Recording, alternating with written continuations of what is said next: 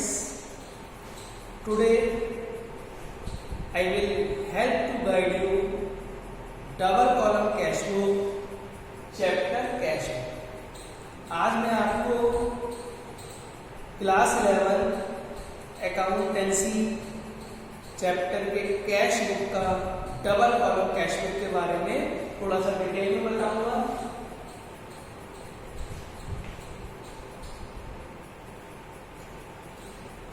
Students, इससे पहले video में मैंने आपको बताया था single column cash book. Single column cash book एक वो वाली कैश बुक है जहां पे हम सिर्फ और सिर्फ कैश में ही डीलिंग करते हैं। कुछ बिजनेसमैन ऐसे हैं, कुछ शॉपकीपर्स इस तरीके के हैं, those who transactions only in cash, bank से उनका कोई भी रिलेशन, कोई भी टच नहीं होता, then they prepare single column cash book. ऐसे कोई बिजनेसमैन जिनका बहुत स्मॉल बिजनेसमैन है, जिनको सामान सुबह खरीदना है कैश में और कैश में ही बेच देना है, चाहे वो फ्रूट वेंडर्स हो, चाहे वो वेजिटेबल वेंडर्स हो, उनका काम सुबह सामान खरीदना, कैश में सामान खरीदना और कैश में सामान बेचना। Generally they prepare single column cash, but in present scenario we can't imagine our business with the ignorance of bank. इस प्रेजेंट सिनारियो में आपको मालूम है कि बिना बैंक ट्रांजैक्शंस के, बिना बैंक की हेल्प के हम अपने बिजनेस को बहुत ज्यादा एक्सटेंडेड फॉर्म में स्टोर नहीं कर सकते। तो उसके लिए हमें एक ऐसी कैश बुक बनानी है, कुछ ट्रांजैक्शंस हमारी उसमें कैश की होगी और कुछ ट्रांजैक्शंस उसमें बैंक की होगी। Then they prepare double column cash book.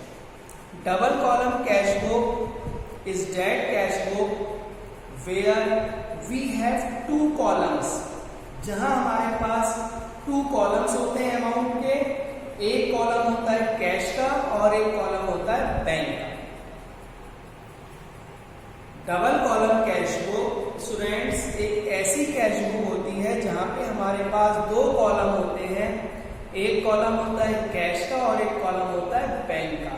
इसलिए हम इसको बोलते हैं double column cash book. Double column cash book एक ऐसी कैश बुक होती है जहां पे हम अपने ये मान के चले कि हैव टू पॉकेट्स, दो पॉकेट है हमारी, एक पॉकेट है हमारी कैश की और एक पॉकेट है हमारी बैंक की। तो अगर हमारे पास कैश आएगा या हमारे पास चेक आएगा, हमारे पास से कैश जाएगा या हमारे पास से चेक चला जाएगा, उसको हम रिकॉर्ड करते हैं डबल कॉलम कैश बुक। समझ में आ गया होगा?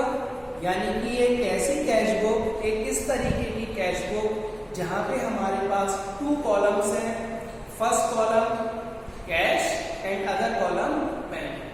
तो आइए मैं इसका सबसे पहले आपको फॉर्मेट बताता हूं कि डबल कॉलम कैश बुक का क्या फॉर्मेट है, क्या उसका स्पेसिफिक है।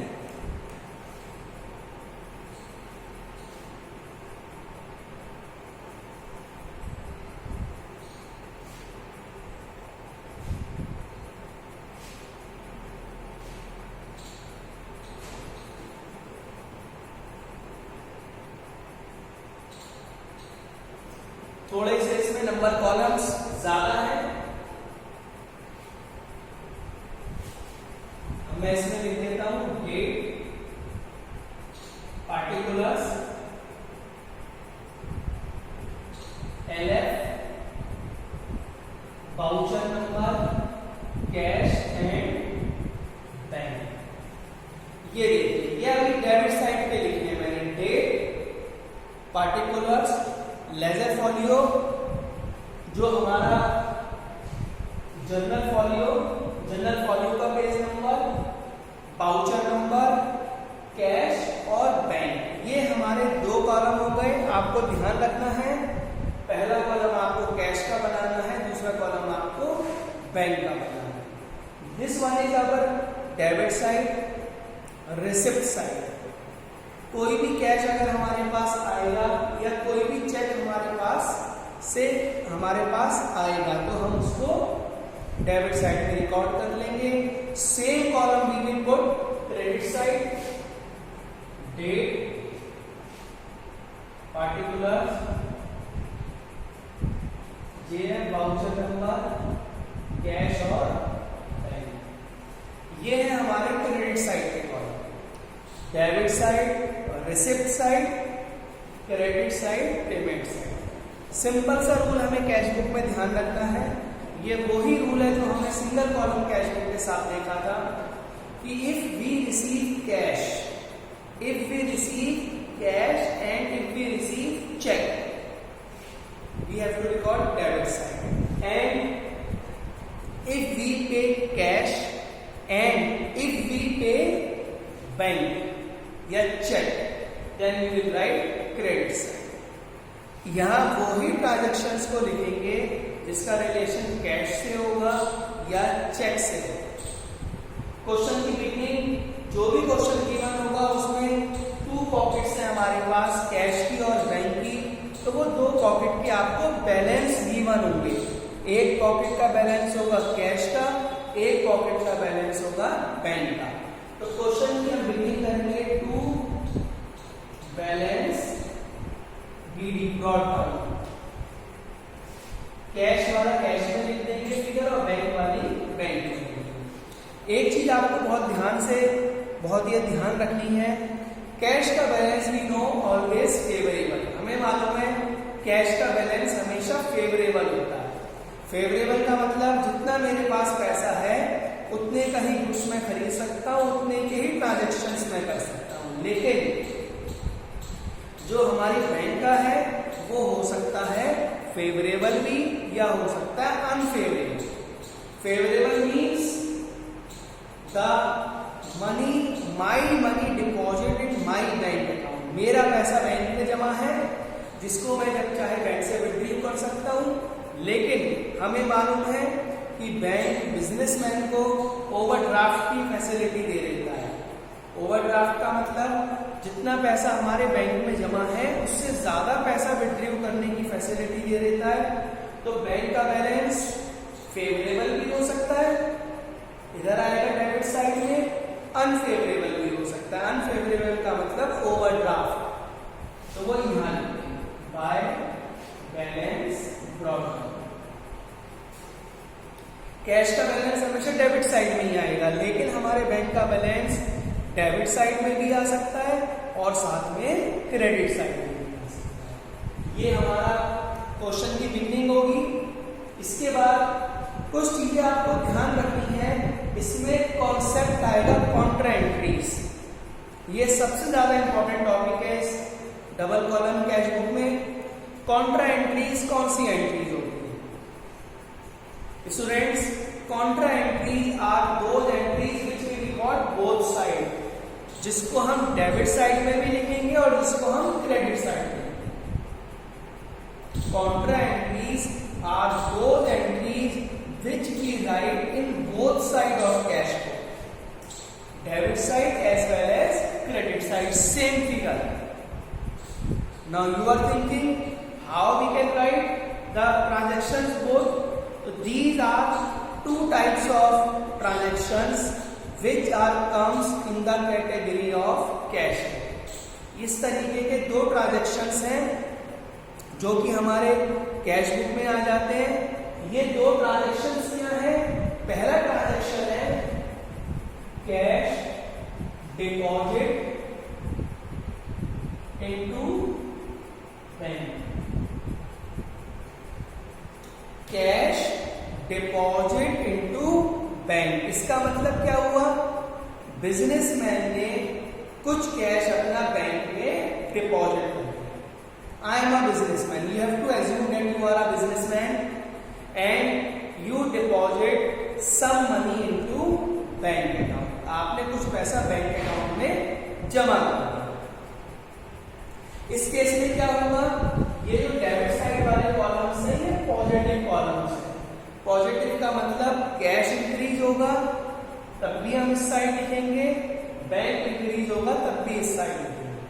और ये जो हमारे क्रेडिट साइड वाले कॉलम्स हैं, ये कॉलम्स है हमारे नेगेटिव। कैश कम होगा या चेक का यानी कि बैंक से पैसा कम होगा तो हम उसको लिखेंगे क्रेडिट साइड। अब cash deposit into bank, suppose 3000। एक बिजनेसमैन ने 3000 रुपए का कैश बैंक में जमा कर दिया। अब आपको इस तरीके से सोचना है कि आपके पास दो पॉकेट है, एक कैश की और एक बैंक की। Cash pocket, bank pocket, cash pocket and bank pocket. अब आपने क्या करा, 3000 रुपए का कैश बैंक में जमा कर दिया। अब जब हम बैंक में जमा करेंगे तो हम कैश वाली पॉकेट से पैसा निकाल के उसको बैंक वाली पॉकेट में रख लेंगे। क्लियर भाई? 3000 रुपए बिजनेसमैन ने अपने बैंक अकाउंट में जमा कर दिए। तो जब बैंक में जमा कर दिए तो 3000 रुपए हमारा बैंक का बैलेंस इंक्रीज हो गया और वही 3000 रुपए का बैलेंस कैश में से डिक्रीज हो गया। Date is contract. हमने पैसा बैंक में जमा कर दिया है, तो जब बैंक में जमा करते हैं तो क्या होगा, हमारी पॉकेट में पैसा कम हो जाएगा और हमारी बैंक वाली पॉकेट में पैसा ज्यादा हो जाएगा। इसी को हम कॉन्ट्रा एंट्रीज कहते हैं। यहां एलएफ वाले कॉलम में आपको पुट करना है सी। सी स्टैंड्स फॉर कॉन्ट्रा, यानी कि ट्रांजैक्शन दोनों साइड आएंगे। अब लिखेंगे क्या, यहां बैंक में लिखा है, बैंक वाले कॉलम में, तो लिखेंगे to cash account.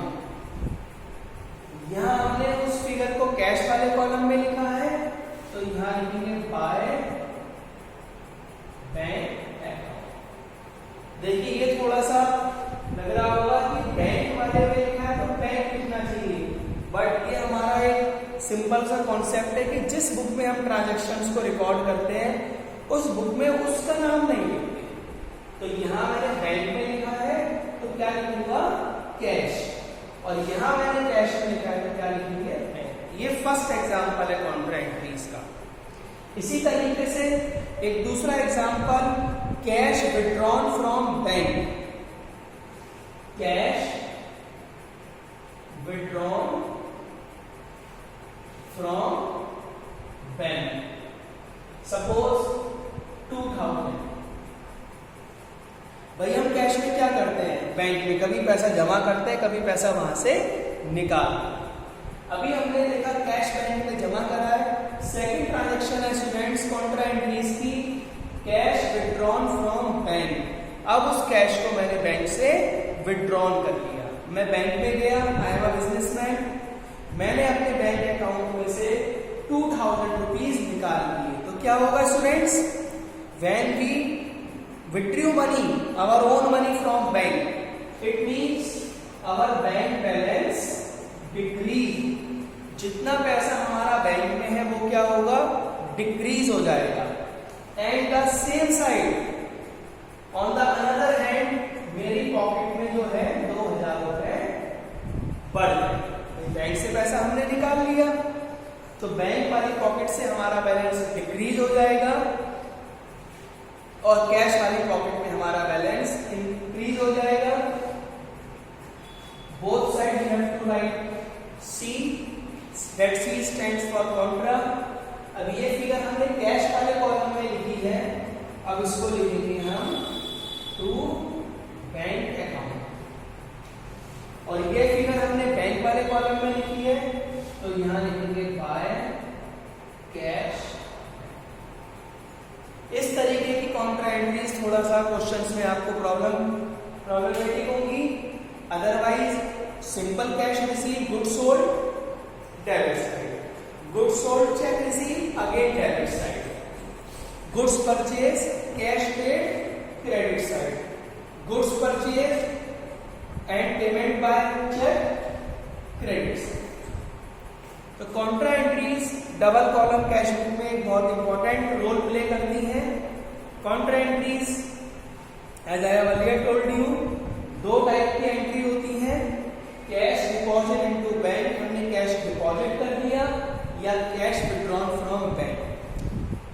one thing you have to kept in your mind, if I withdrew money from bank for any specific reason, the reason is given in the question, that cash withdraw from bank for salary, cash withdrawn from bank for purchasing stationery, these are the specific reason, कि मैंने अपने bank में से cash निकाल लिया salary के लिए, मैंने अपने बैंक में से कैश निकाल लिया स्टेशनरी के लिए, तो उसकी आपको कॉन्ट्रा एंट्री बनाने की जरूरत नहीं। For example, businessman withdrew from bank for manager salary,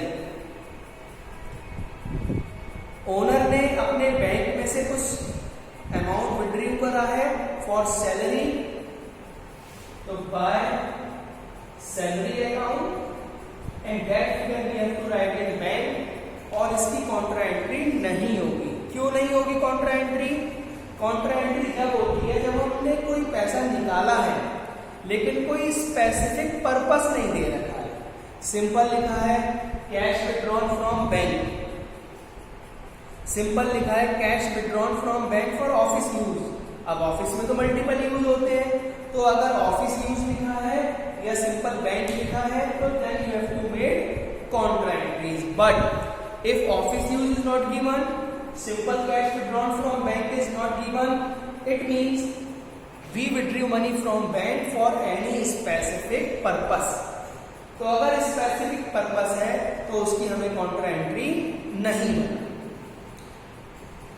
answer जैसे हमने सिंगल कॉलम कैश बुक में कैलकुलेट करा था, कैश का डेबिट साइड का टोटल और कैश के क्रेडिट साइड का टोटल, दोनों का difference that will be your balance, credit side bank का टोटल, अगेन बड़े वाले टोटल में से जो स्मॉल डेबिट साइड वाले में से क्रेडिट साइड वाला माइनस कर लेंगे, वो आ जाएगा answer by balance carry down.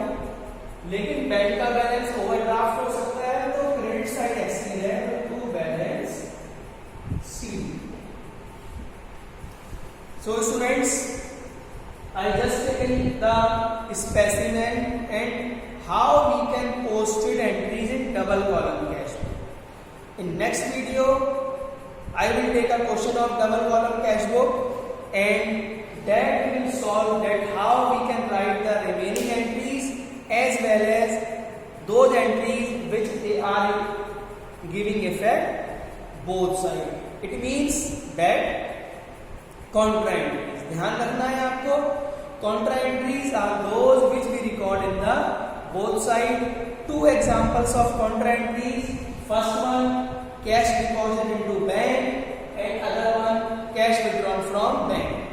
Thank you students regarding the video.